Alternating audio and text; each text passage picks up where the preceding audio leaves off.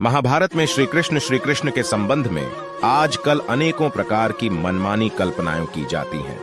कोई कहते हैं कि श्री कृष्ण ऐतिहासिक पुरुष नहीं थे, कोई कहते हैं कि श्री कृष्ण नाम के व्यक्ति कुछ हजार वर्ष पूर्व हुए तो हैं, परंतु वे केवल एक लोकोत्तर मानव थे। भगवद गीता श्री कृष्ण का जो स्वरूप मिलता है वह तो विशुद्ध ज्ञान है। वैसे कोई व्यक्ति जगत में नहीं हुए। कुछ लोगों का कहना है कि श्री कृष्ण नाम के अनेक व्यक्ति हो चुके हैं।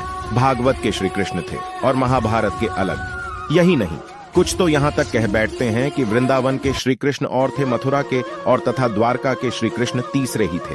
प्रस्तुत लेख महाभारत के आधार पर यह दिखाने को चेष्टा की जाएगी कि महाभारत और भागवत के श्री कृष्ण एक ही थे और वे पूर्णतम पुरुषोत्तम थे। गीताएं उन्होंने जो अपना स्वरूप बतलाया है वही उनका वास्तविक रूप है और महाभारत के विभिन्न स्थलों से इसी बात की पुष्टि होती है।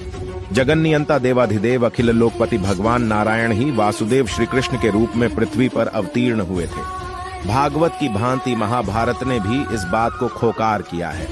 देखिए आदि पर्व अध्याय 64। धर्मराज युधिष्ठिर के राजनूय यज्ञ में बड़े बड़े महर्षियों के साथ देवर्षि नारद भी यज्ञ की शोभा को देखने के लिए पधारते हैं। महाभारत के कुछ आदर्श पात्र अन्यान्य राजाओं के साथ भगवान श्री कृष्ण को सभा मंडप में उपस्थित देखकर उन्हें भगवान नारायण के भूमंडल पर अवतीर्ण होने की बात स्मरण हो आती है और वे मन ही मन पुंडरीकाक्ष श्री हरि का चिंतन करने लगते हैं।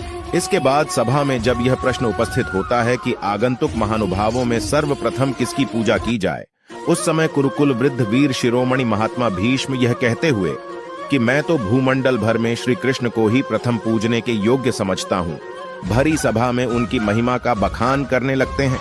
वे कहते हैं वासुदेव ही इस चराचर विश्व के उत्पत्ति एवं प्रलय स्वरूप हैं और इस चराचर प्राणी जगत का अस्तित्व उन्हीं के लिए है।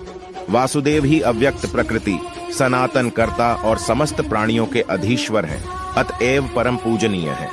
देवर्षि नारद जी भी इस प्रस्ताव का समर्थन करते हैं। यही नहीं, इस प्रस्ताव का अनुमोदन करने वाले सहदेव पर देवता लोग आकाश से पुष्प वृष्टि करते हैं और आकाशवाणी भी साधु साधु कहकर उनकी सराहना करती है।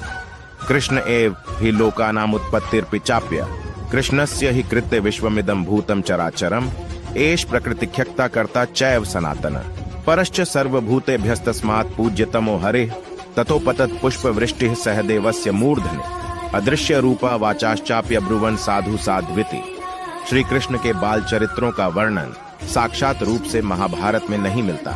इसका कारण यही है कि उन चरित्रों का महाभारत के मुख्य कथान से कोई संबंध नहीं है।